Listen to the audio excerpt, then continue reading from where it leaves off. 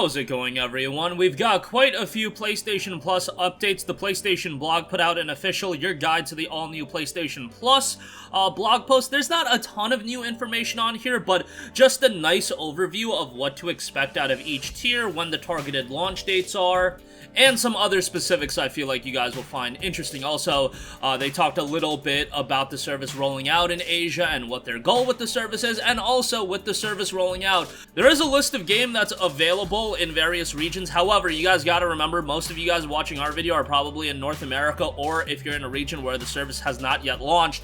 The lineup might vary a little bit, but I still found this to be a pretty interesting thing to go over, so we'll talk that in a little bit. And gives us a nice overview of what to expect. Okay, so there is a Your Guide to the All-New PlayStation Plus blog post over at the PlayStation blog. This is just a nice general overview going over all of the key information. So, the rollout time, Asia, it's excluding Japan, launches starting today. The exact regions include Hong Kong, Indonesia, Malaysia, Singapore, South Korea, Taiwan, and Thailand.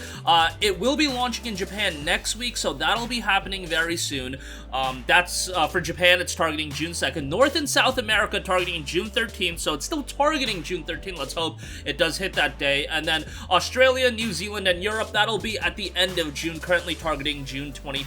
So, for the various tiers, you've got the Essential tier that's available globally. That is, of course, the base PlayStation Plus tier. The Extra tier, that'll get you, essentially PlayStation Now, the downloadable games mixed in. And when there, you'll get a batch of games that are downloadable, PS4 and PS5 game catalog. The Deluxe, available in markets without cloud streaming. And then Premium is what a lot of you guys are probably going to get. $120 a year, $18 a month. That is the PS4, PS5 game catalog, original PlayStation, PlayStation 2, PSP, classic games catalog, PS3 remasters, you got streaming, time-limited game trials, all that good stuff. They have an overview of the price points at $9.99 a month for Essential. That is your basic PlayStation Plus. Extra is $14.99. That includes the games catalog, as I mentioned, and Premium is $17.99 a month, or $120 a year. By the way, Extra is $100 a year. Essential is still $60 a year. What is interesting, the new PlayStation Plus will launch with 700 titles across 3 membership plans. You gotta remember this includes streaming as well as downloadable titles, and games included Demon's Souls, Miles Morales, NBA 2K22, Red Dead Redemption 2, Returnal, and more. There's a sample available right now. And as far as rollouts, base PlayStation Plus subscribers and every other PlayStation Plus subscriber, the typical monthly rollout of games is going to be the exact same, in the sense that PS Plus subscribers, you guys know, you get your quote-unquote free games every month. That'll still be happening at the first Tuesday of every month. And then in the middle of the month, that is when you're going to get your refresh for higher tier subscribers. So that's when games are going to be added to the PS4 and PS5 games catalog, as well as the classic catalog for original PlayStation, PlayStation 2, and PSP. This is my speculation, but launch day, I would not expect everything to roll out at once. They're going to give you a healthy roster of games. The idea with any subscription service is they want to hook you for more than just 1 month. They don't want you to just subscribe for a month, play all the games that you can, and then unsubscribe. The idea, I would imagine, is going to be roll out a healthy roster of original PlayStation, PlayStation 2, and PSP titles, and then over time add to that and really get people invested into the service and keep a longer-term subscription service. Content is king when it comes to subscription services, and you gotta trickle it out in a way where, yes, you gotta get people's foot in the door, but you also have to make sure that they're gonna stay around and the service is compelling enough for them to keep a long-term subscription. So there you go with that information, basic information that, you guys should be aware of, but a nice overview there. It was also clarified on the PlayStation blog post, noting from Veronica Rogers, PlayStation exec, this is an exciting time for us as we begin to bring our tremendous game catalog to PlayStation gamers globally. Putting high-caliber games in the service is our priority, and we are pleased to launch with some of the most celebrated titles.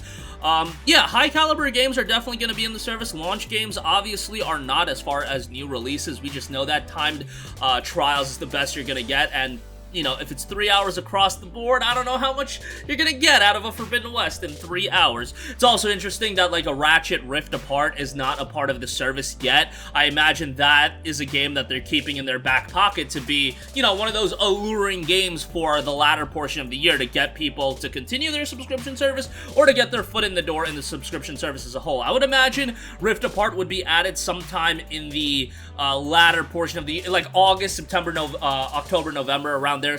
That would be a good time to add Rift Apart, in my opinion, but that is one omission from the PlayStation 5 game catalog. You've got, like, all the other exclusives, to be perfectly honest. Demon's Souls in there, Miles Morales, Returnal, Uncharted Legacy of Thieves Collection obviously missing, and Horizon and GT7 missing. Those are 2022 games. I'm talking pre-2022. You even got Ghost of Tsushima in there, so yeah, there you go with that. We'll see how the rollouts go, and definitely I'll be covering it every month. Seems like a lot of you guys that check the comment section, you guys want me to do specific videos breaking down specific games, and honestly, I'm down to do that. It's just, you guys got to give me time, because I don't want to just do a video on a game that I haven't played in a while. I want to give myself time to go back, play games, record footage, and then we can go back. Don't expect super in-depth reviews like I do for a lot of the new releases, but we'll see what we can do. As far as content on this channel, that's still in flux, and I'm still figuring it out, taking suggestions from everybody. So if you guys have any requests, leave it in the comment section down below. I'll see what's feasible as far as my schedule,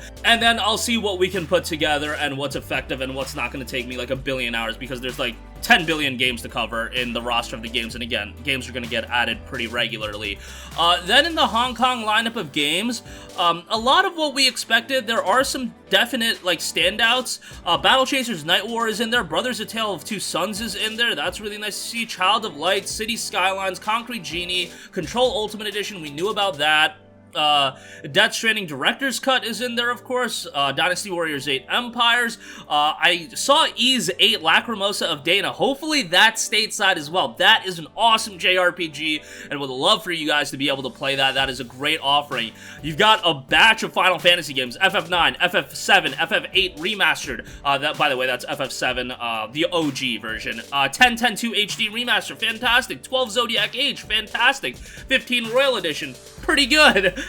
So good stuff there. You've got Ghost of Tsushima, Ghost Runner is in there, Gravity Rush 2 is in there. Don't see Gravity Rush Remastered in this listing, but hopefully that'll be there as well. God of War 2018, Hollow Knight Voidheart Edition, Homefront: The Revolution, the greatest game of all time. You guys gotta check that out. Infamous First Light, Infamous Second Son, Injustice 2, Journey to the Savage Planet is in there, Killzone Shadowfall, Kingdom Come Deliverance. We'll see when the lineup rolls out over here in the States, and we'll get probably the heads up on what that lineup is gonna be. I imagine a lot of crossover, but usually region to region, there are some key differences. I mean, you guys know about streaming services and how region to region, they can differ quite a bit as far as, like, streaming TV shows and whatnot. Cough, cough, Netflix.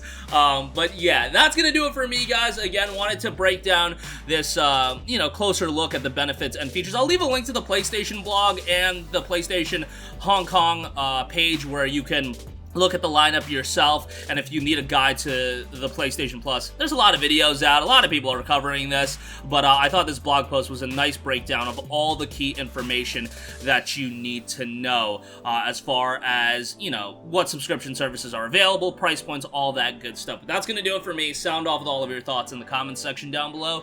Thank you for watching, and goodbye. Hey guys, we hope you enjoyed the video, and if you did, make sure to hit the subscribe button, and if you're already subscribed, do us a favor and hit the bell icon. This way you'll be notified whenever we post a new video. That's the best way to keep up with all of our uploads, and we usually try to upload 2 videos a day. And with the bell icon hit, you'll be notified whenever we do upload a video. As always, thanks for watching.